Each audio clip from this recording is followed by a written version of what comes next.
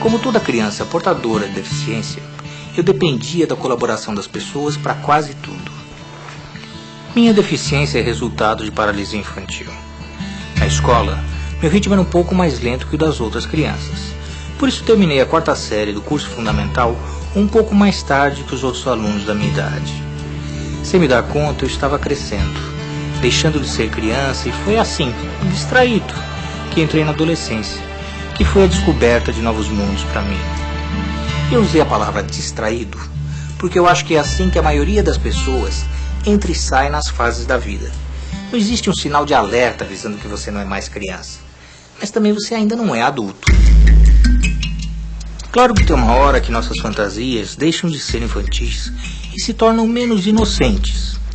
Talvez o sinal seja este. Deficientes ou não, na adolescência começamos a perder a inocência. A adolescência foi uma fase em que senti muita insegurança. Hoje sei que essa sensação faz parte da vida de todo adolescente. E um dos jeitos que todo adolescente tem para diminuir o desconforto dessa insegurança é se jogar em 1000 atividades físicas. Para mim, esse caminho estava fechado.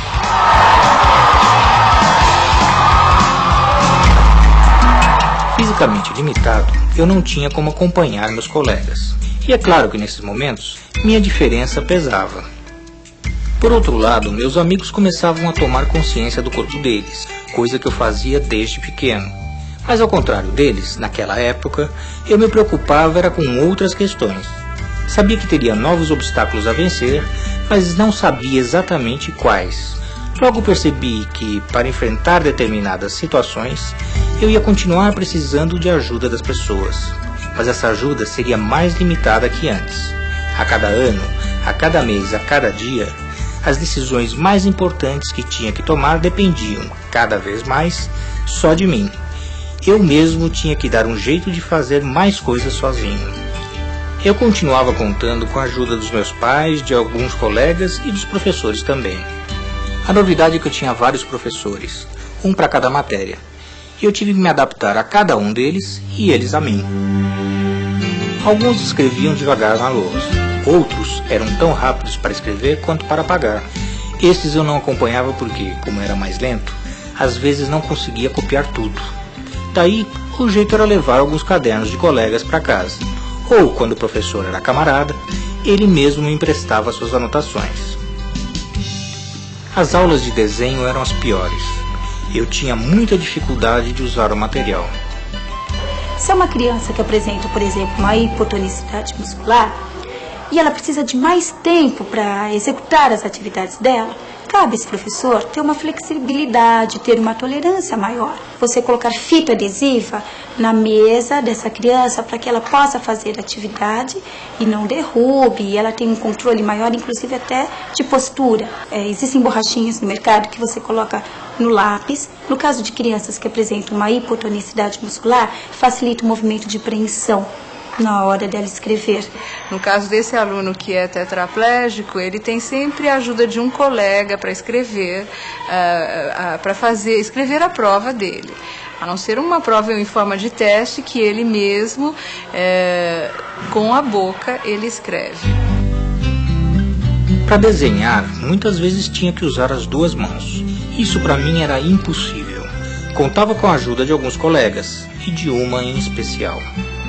Ela se chamava Silvia. Eu gostava muito quando Silvia me ajudava, mas quando ela chegava perto, eu ficava meio nervoso, meio ansioso, ou tímido, não sei direito. E eu ficava esperando o momento de sentir o toque dos dedos dela na minha mão ou no meu braço. E acredite, o corpo dela tinha um perfume que eu adorava sentir. Eu e meus colegas estávamos entrando na fase em que o corpo muda de uma hora para outra. Por exemplo, apareciam pelos em várias partes do corpo, espinhas e, às vezes, aquele riso metálico de aparelho nos dentes. A voz também desafinava de vez em quando. Pensando bem, era uma coisa muito esquisita. Eu me dedicava a fazer o que eu chamo hoje de inventário das diferenças, Como as pessoas eram, como se vestiam. Estava dando maior importância para a aparência física, fato para o qual não dava a mínima antes. Isso não era nada fácil.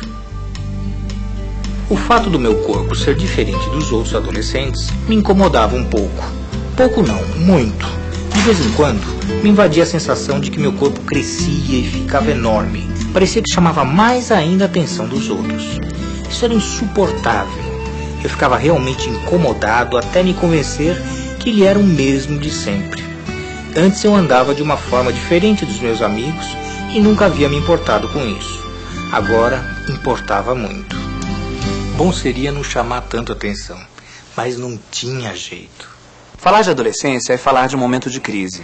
Uma crise que se assemelha àquela fase onde a gente era bebê, onde a gente buscava o acolhimento e a recepção do mundo que nos cerca. Na adolescência, há uma retomada dessa busca de ser aceito e recebido pelo meio. Só que há uma diferença. Na fase de bebê, ainda há a dependência. Na fase de adolescente, há a busca da liberdade. E como é buscar essa liberdade a partir da apresentação de um corpo que é a nossa personalidade, que é a nossa identidade. Um corpo que, no caso da deficiência física, vai estar marcado por uma diferença. Ele tem um corpo diferente, ele pode ter pernas diferentes, ele pode ter pênis diferente, tá? Se for uma mulher, ela pode, diferente da maioria das mulheres, não encontrar a sua sensualidade numa bunda. Por quê? Porque sua bunda está sempre escondida atrás de uma cadeira de rodas, né? E ela acaba tendo que construir a sua sensualidade em cima de um olhar, em cima de explorar mais os seios, os braços, a forma de falar, né? Com certeza, esse adolescente vai se perguntar: como é que eu posso me aproximar do outro? Como é que esse olhar vai me chegar? Será um olhar de acolhimento? Será um olhar de rejeição? É preciso colocar palavras sobre a experiência. É preciso que os pais e professores possam abrir o diálogo para que esse sofrimento, essa angústia possa ser dita, possa ser colocada em palavras. A partir do momento em que a família ela tem uma estrutura para receber esses conflitos, com certeza eles vão diminuindo, eles vão se reformulando e a tendência é esse adolescente poder se inserir socialmente, poder ser aceito. As meninas chamavam a atenção dos meninos muito mais do que antes. Eu ficava matutando. Será que as meninas iriam gostar de mim do jeito que sou? Será que eu ia conseguir arranjar uma namorada? Eu achava que elas teriam vergonha de sair com um cara como eu.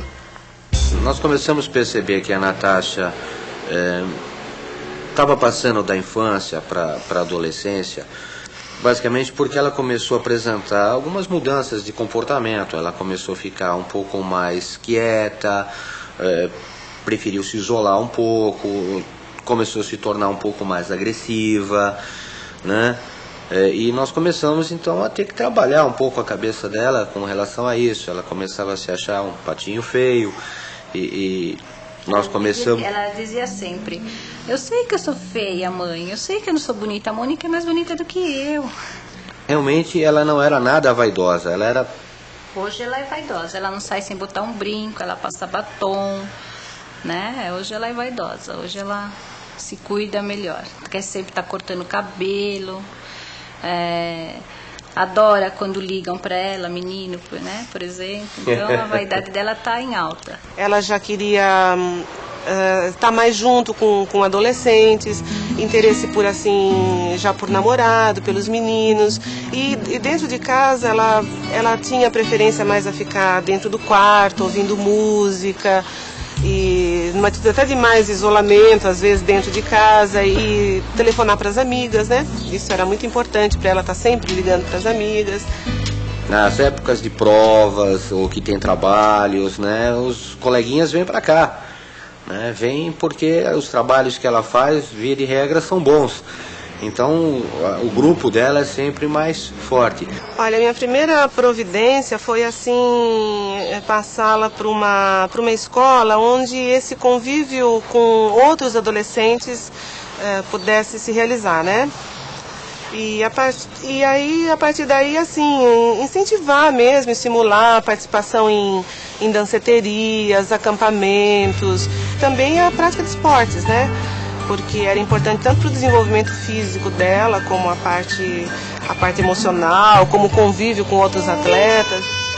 Algumas vezes tentava falar com meus colegas sobre as garotas e sobre o que eu sentia.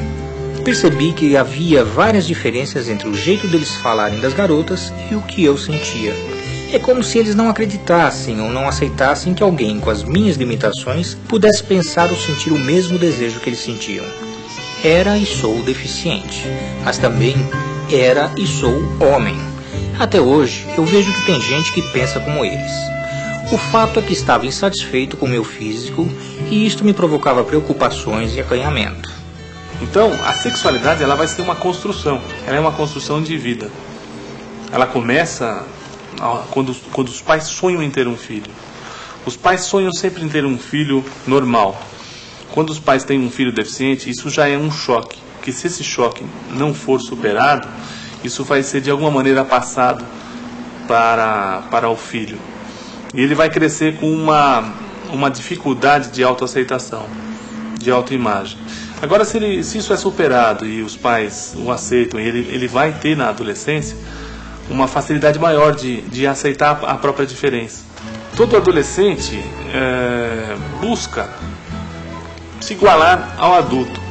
Então, quando ele busca uma revista erótica, quando ele busca usar uma camisinha, mesmo que ele nunca tenha tido uma relação sexual, e mesmo que ele nem queira ainda ter, ele está buscando o modelo do adulto, né? O que acontece é que muitas vezes ele tem toda essa experiência teórica e no vínculo com outras pessoas, as pessoas o tratam como se ele fosse apenas um amigo, uma amiga, e não favorecem com que ele possa desenvolver a capacidade de paquera.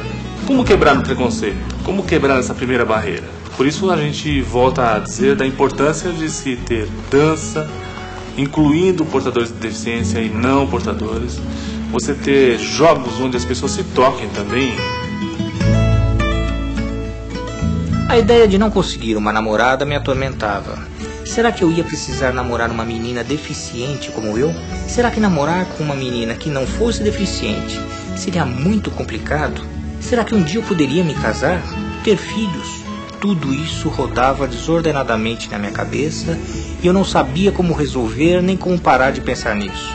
Como eu disse, por mais que eu estivesse acostumado a contar com os outros para certos assuntos, cada vez mais eu ia ter que me virar sozinho.